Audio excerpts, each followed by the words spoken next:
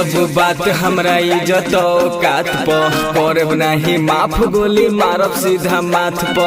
ए बाबू का बुझले आई जब बात हमरा इज्जत औकात प करब नाही माफ गोली मारब सीधा माथ प। जगे जगे बावे हाला नाम सुनी के डेराला बंदूक काटा के सवारी लागेला।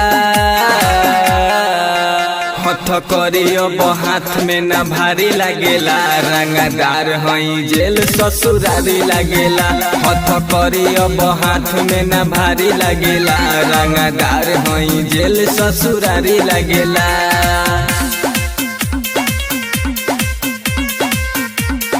जेल ससुरारी लागेला।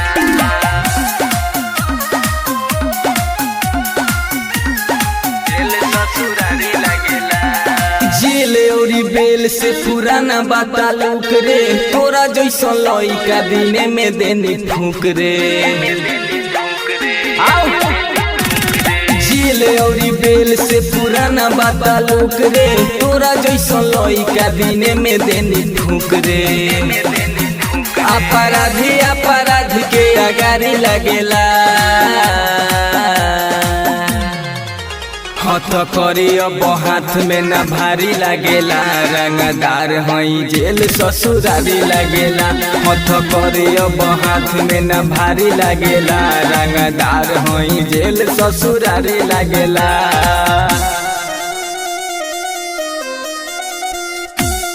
जेल ससुरारी लागेला। Music by Mohan जेल ससुरारी लागेला। Lakshmi Recording Studio, Jamna Bazaar.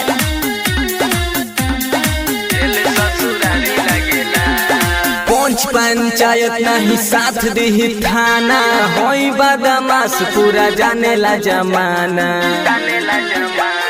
सुनले पंच पंचायत नहीं साथ दी थाना अनुसार करे नाम जानेला जमाना।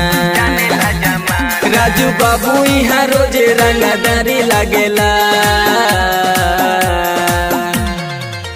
हथ करियब हाथ में न भारी लागेला रंगदार हई जेल ससुरारी लागेला। हथ करियब हाथ में न भारी लागेला रंगदार हई जेल ससुरारी लागेला।